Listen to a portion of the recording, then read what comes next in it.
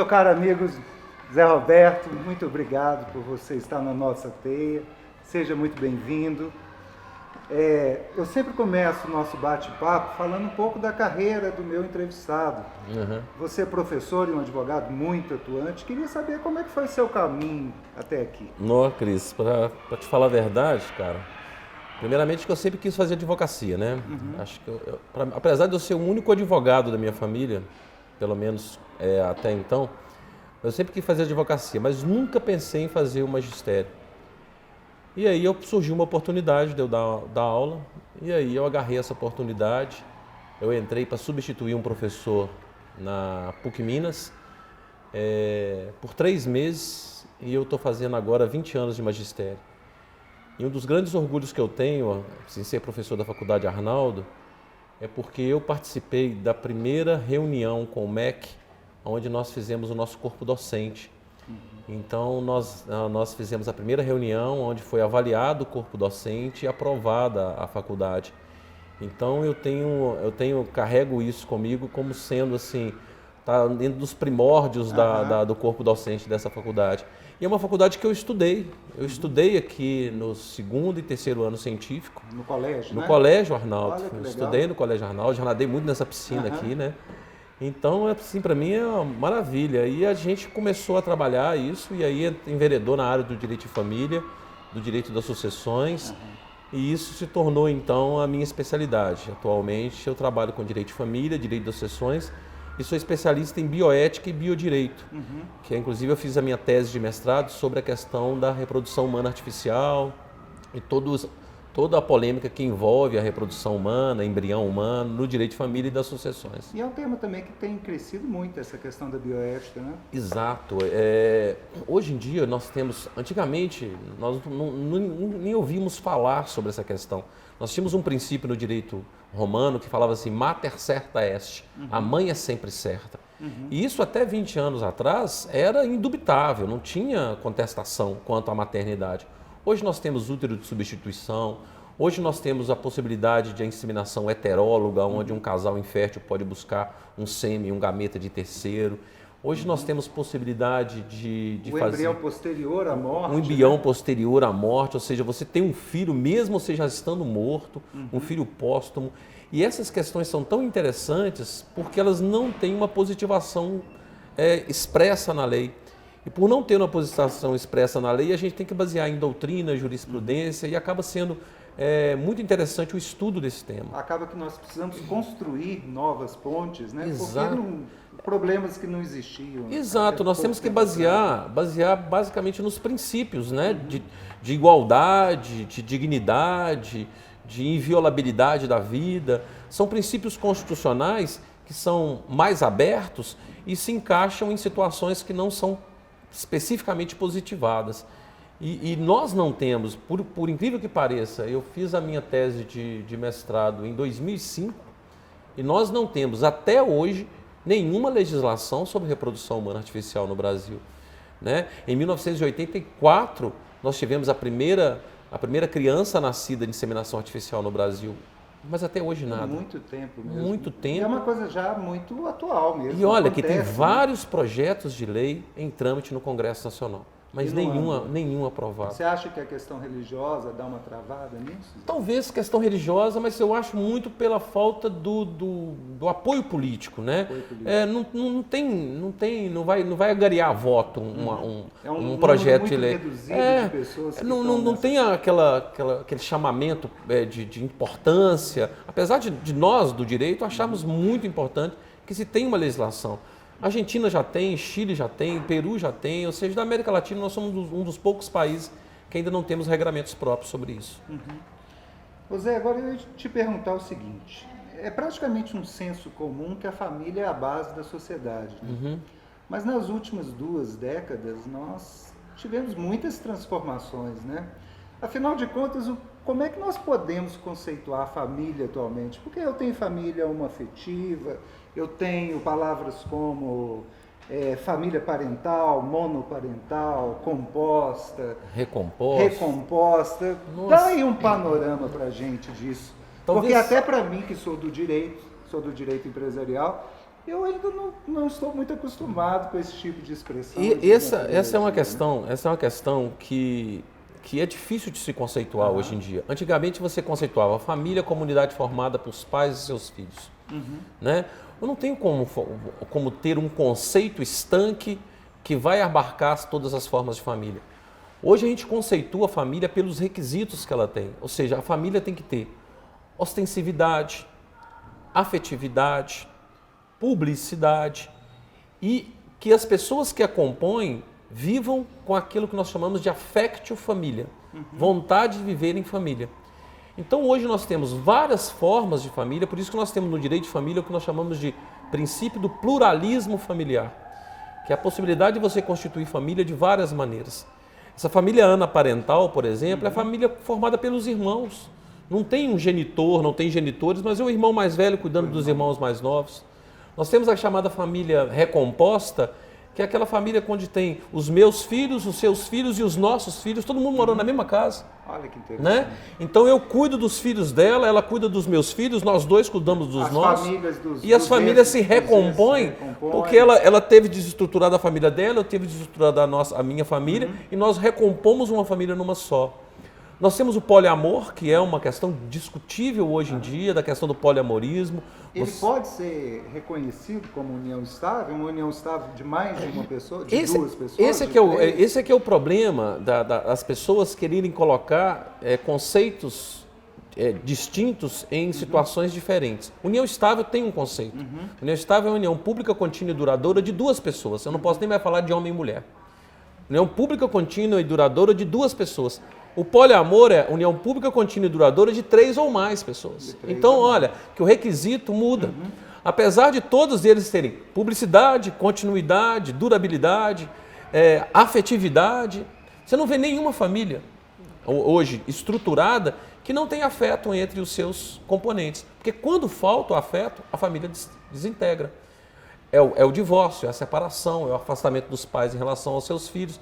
Então, o afeto acaba sendo a base fundamental que permeia todas as formas de família. Então, todas as formas de família são formadas pelo afeto, né? Mas a questão patrimonial, a questão de sucessão, que deve ser uma loucura nesse sentido.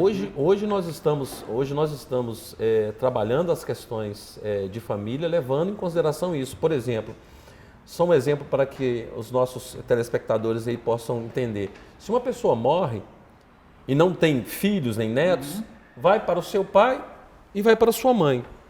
Mas hoje em dia é possível, por exemplo, uma pessoa ter 2 pais. Um pai biológico e um pai socioafetivo.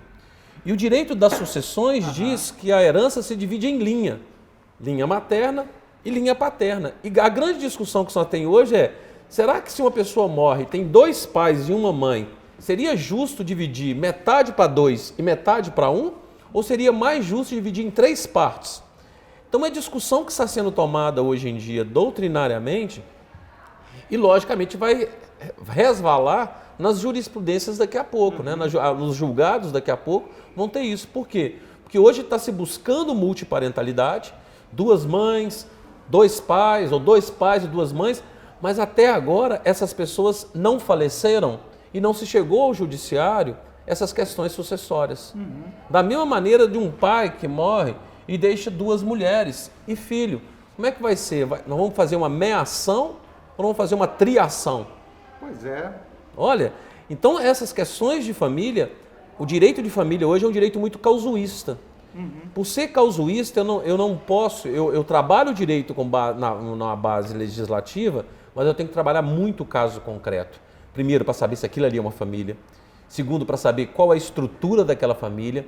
E terceiro, para verificar se a legislação se encaixa naquela estrutura. E se não se encaixar, como que nós vamos resolver aquilo a nível jurídico? Utilizando de princípios constitucionais, utilizando de legislações estrangeiras, utilizando de analogia, costume. Então, pelo que você está me dizendo, talvez seja uma das áreas que mais mereça pesquisa científica nesse momento, né? E gente que tenha reflexão. Exato. Que não vai dar para repetir o padrão anterior, porque os paradigmas são outros. Né? Exato. Olha, a pessoa hoje em dia, para trabalhar o direito de família, não é qualquer advogado que trabalha direito de família. O advogado tem que estar especializado em direito de família. O direito de família hoje, ele exige uma especialização. Antigamente, qualquer um advogava direito de família. porque o direito de família era estanque, era um direito de família basicamente patrimonialista. Então era tudo fechado, não está na lei, por exemplo. Antigamente você só poderia divorciar em hipóteses previamente determinadas. Se você chegasse para um juiz e falasse assim, eu quero me divorciar, e o juiz falasse assim, por quê? E você falasse assim, porque eu não amo mais o meu cônjuge, ele ria na sua cara. E por que ele ria na sua cara? Porque ele vai falar assim, isso aqui não está na lei, não está aqui na lei aqui, ó, não amar. Está aqui divórcio, adultério, está aqui sevícia, está aqui abandono, está aqui maus tratos, mas não está aqui não amar.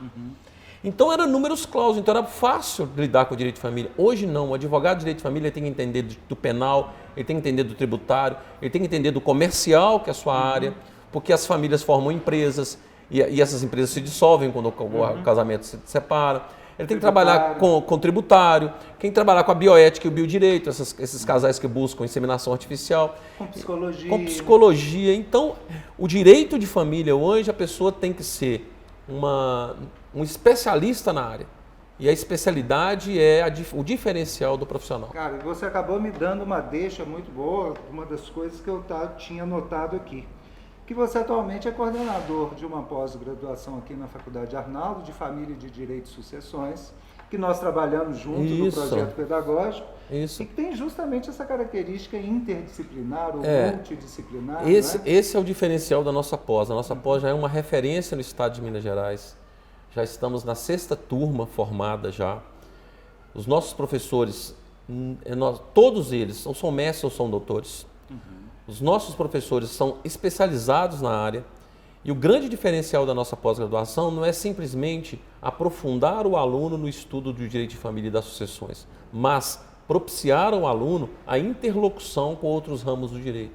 Então nós vamos ter na nossa pós, por exemplo, um professor de direito comercial que vai falar sobre o direito comercial no direito de família. Eu vou ter um professor de direito penal que vai falar sobre a Lei Maria da Penha, o Estatuto da Criança e do Adolescente, as infrações do ECA para o direito de família. Eu vou ter um professor de direito internacional que vai falar sobre adoção internacional, sequestro internacional de criança, como que se faz uma carta rogatória para alimentos. Então, esse é o nosso diferencial, que o aluno saia da pós-graduação antenado com o mundo do qual gira a família. Porque é muito comum um advogado falar assim, eu estou com um caso aqui, doutor, aí o advogado vai lá, mas tem uma questão penal, eu não pego penal. Você poderia olhar com outro advogado e ele perde esse cliente para esse outro advogado. Então, o especialista ele vai ter essa noção. Ele tem que conversar, né? Isso. É um mundo líquido, as matérias já não têm mais aquela fronteira. Fronteira, né? Aquele limite. Não, ela está permeada. Eu tenho que entender um pouco de direito tributário, porque se eu faço uma partilha errada e um cônjuge recebe mais que o outro, eu tenho que avisar. É possível? Lógico que é possível. Um patrimônio de 1 milhão, é possível que um fique com 600 mil e outro fique com 400, normal. Partes maiores e capazes. Agora, aquele que ficou com 600 mil, ele recebeu 100 mil a mais. E esse 100 mil a mais incide imposto. Então, o advogado especializado em direito de família, ele tem que saber, olha, o acordo pode ser feito, mas vocês lembram que vocês vão ter que pagar o imposto sobre esses 100 mil que você está doando para ele. Né? Então, quando eu trabalho, por exemplo, Lei Maria da Penha, eu tenho que estender do direito penal para ver a repercussão da Lei Maria da Penha na questão dos filhos. Porque a Lei Maria da Penha significa o afastamento do cônjuge em relação ao outro, mas não significa o afastamento do cônjuge agressor em relação a seus filhos. Então eu tenho que ter uma proteção do direito de família para que a relação paterno ou materno-filial não seja abalada pelos problemas conjugais, né? Muito interessante. Eu acho que é o caminho do direito de modo geral, né? Sim, sim. Você precisa ser muito especializado numa área, ou seja, você precisa ter aquele estudo vertical, mas você não pode deixar de ter essa visão amplitude do todo, horizontal. E o grande também, talvez o nosso diferencial é que a nossa pós é toda presencial. Ou seja, você está ali com os professores, você vai conversar com eles, aqueles professores que você vê nos livros estão lá do seu lado. Então nós temos grandes nomes aqui que compõem o nosso corpo docente e a maioria deles mineiro.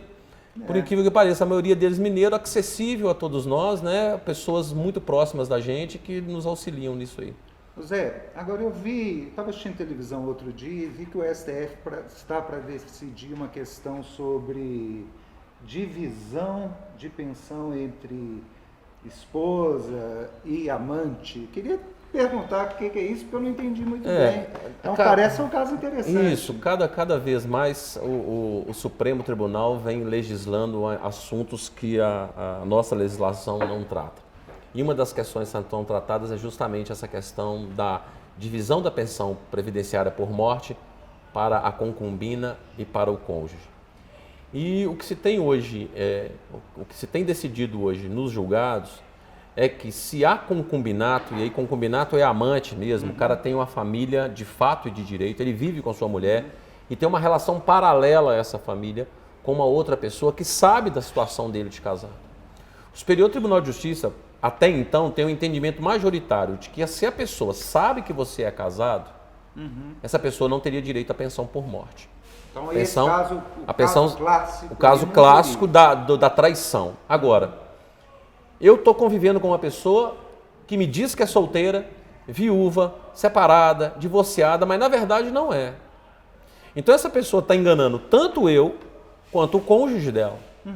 Então o Supremo Tribunal Federal, no primeiro voto que foi dado pelo ministro Edson Fachin, ele estabeleceu exatamente isso, ou seja, é possível a divisão da pensão por morte se por parte do amante, entre aspas, existe uma boa-fé objetiva, ou seja, ele desconhece a situação de casado do seu companheiro e, em virtude dele desconhecer, ele não pode ser penalizado pela sua conduta, porque é uma conduta de boa-fé, não é uma conduta de má-fé.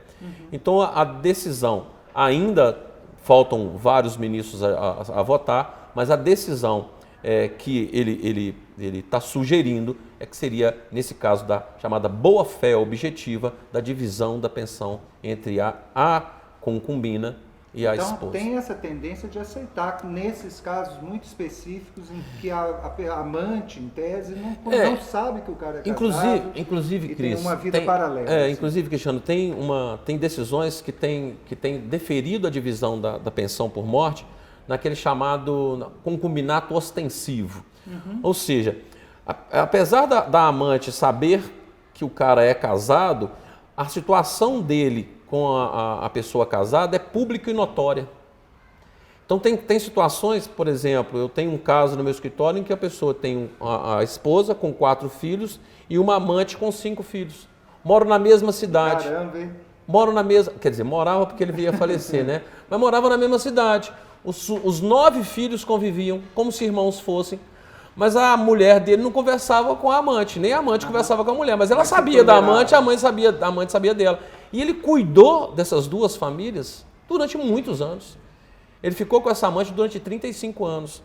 Então, nesses casos, o Superior Tribunal de Justiça está tendo um entendimento de que se há essa ostentabilidade, se há essa publicidade, e se o cônjuge não se separou do seu consorte, e se durante muito tempo ele utilizou da sua renda para alimentar as duas famílias, não poderia com a sua morte essa subsistência terminar. Por isso que manda se dividir. Mas ainda está uma questão a ser decidida pelo Supremo e é justamente o direito de família é isso. Toda semana tem uma novidade e a gente tem que estar antenado a essas novidades, a cada dia vai mudando. Uma outra questão que eu estudei esses dias e que alguns alunos de vez em quando me perguntam é se é possível fazer o chamado contrato de namoro para afastar a chamada união estável. Porque muitas pessoas não sabem exatamente, a união estável é uma coisa assim que não é muito objetiva, né? Eu fiz no meu escritório. Funciona? Quer dizer, se o cara escrever lá um contrato, registrar no cartório, olha, nós só estamos namorando, nós não temos união estável. Isso é complicado. Eu fiz no meu escritório, chegou uma pessoa lá no meu escritório querendo fazer um contrato de namoro. Eu fiz o contrato de namoro para essa pessoa, normal. A história dele é que ele era namorava com essa menina no interior, e ele foi transferido aqui para Belo Horizonte. E a menina ia prestar vestibular e veio com ele. Mas eles eram namorados, ele não queria um relacionamento de união estável. Então ele falou comigo assim, já que ela vai morar comigo, para que ela não alegue que nós estamos vivendo em união estável, eu quero um contrato de namoro. Mas o que significa esse contrato de namoro? O contrato de namoro ele não afasta a realidade da coisa. Ou seja, não adianta eu ter um contrato de namoro se eu vivo como em união estável. Então, o namoro, qual que é a diferença? Qual que é a linha tênue entre o namoro o noivado e a união estável? É difícil, é o caso difícil, concreto. Por exemplo, o noivado ele já demonstra a intenção da pessoa. Hoje nós temos o chamado namoro qualificado, onde a pessoa está namorando, estou namorando, mas dorme todo dia na casa do cara. Ou o cara dorme todo dia na casa dela, mas apresentam-se como namorados. Então a forma de você entender a relação do casal é a forma que eles se apresentam na sociedade. Sim. Então você vai chegar numa festa de mão dada com a menina, vai chegar para mim e falar assim, Zé Roberto, essa aqui é minha namorada. Eu já vou vê-la como sua namorada. Ou essa aqui é minha noiva. Ou essa aqui é minha companheira. Ou seja, a maneira que você mostra essa pessoa, que você apresenta essa pessoa e que você convive com essa pessoa em sociedade é que vai definir se aquilo ali é um namoro, se é uma união estável, se é um noivado. Então o contrato de namoro é simplesmente uma segurança para a pessoa, mas uma segurança insegura, vou dizer assim. Super insegura. Pode demonstrar até que é uma intenção de fraudar uma realidade fática. Mas veja bem, a lei fala que, não havendo contrato escrito entre os companheiros, prevalece o regime da comunhão parcial de bens. Então o que o contrato de namoro ele serve? O contrato de namoro serviria para quê? Para estabelecer que é namoro, mas se caracterizar uma união estável, estabelecer qual o regime de bens dessa união estável. Então esse meu cliente, ele estabeleceu que era um namoro, mas que se a relação viesse duradoura, se eles viessem realmente a ter o desejo de constituir família, eles estavam estabelecendo que o regime de bens deles seria o da separação total. Pelo menos... Porque qual que é o objetivo maior de você colocar num contrato a relação que você tem com a pessoa? Não é geralmente patrimonial? Patrimonial. Faz sentido. Alguém pergunta para você, você fala assim, eu sou casado, deixa eu ver se vocês dão de casamento. Eu vivo em união estável, deixa eu ver seu contrato de união estável. Ninguém pergunta isso para você. Então, fazer um contrato é meramente uma questão patrimonial. É melhor assumir uma certa relação e colocar essa... O que eu coloquei para esse meu cliente é o seguinte, não adianta nada colocar no papel que você está namorando com ela, se você a apresenta como sua companheira. Esse contrato é simplesmente uma prova de que você vive com ela atualmente em namoro, pode continuar namorando, mas pode virar uma união estável. E se virar uma união estável, não vamos precaver no sentido de estabelecer um regime patrimonial compatível com seus interesses. Muito bom. Entendeu? Zé, você é um dos líderes do Instituto Brasileiro de Direito de Família. Uma instituição que tem prestado um serviço fantástico para a sociedade brasileira. Vocês têm algum projeto em andamento? Como é que andam as coisas dentro do IBDFAM? O IBDFAM, hoje atualmente eu sou presidente do IBDFAM em Minas Gerais e eu sou diretor tesoureiro do IBDFAM Nacional. O IBDFAM vai promover agora, nos dias 16 e 17 de outubro, já convido a todos aqui, o nosso Congresso Nacional de Direito de Família. O IBDFAM tem um projeto em Minas Gerais que chama-se Projeto Crianças Invisíveis. É um projeto que está sendo desenvolvido aqui para dar visibilidade às crianças que estão na fila de adoção. Nós estamos querendo modificar a lei de adoção para que as crianças que estão hoje abrigadas, elas possam entrar num cadastro, mas que no cadastro da criança não tenha, como tem hoje, apenas o nome, a idade, o peso, a cor, mas que tenha também a fotografia da criança, um vídeo da criança. Isso facilita muito, Cris. A empatia, né? Lógico, você quer adotar uma criança, vai chegar a pessoa e fala assim, olha, tem uma criança que você quer adotar do seu perfil. Uma menina de 4 anos, de pele clara, cabelo liso. Mas você não vê a cara da menina, você não vê como a menina é, você não tem uma filmagem dela. Então, quando você vê uma foto, uma filmagem, você já cria uma empatia. Claro. E aí facilita o processo de adoção. Então, nós estamos querendo dar visibilidade a essas crianças, não no sentido de expô-las, mas no sentido de dar visibilidade àquelas pessoas que querem adotar. Não uma visibilidade ao público em geral, mas apenas às pessoas que estão cadastradas para se facilitar a adoção. Além desses, vários outros projetos a gente tem. Nós estamos fazendo agora com a Defensoria Pública um bate-papo em direito de família.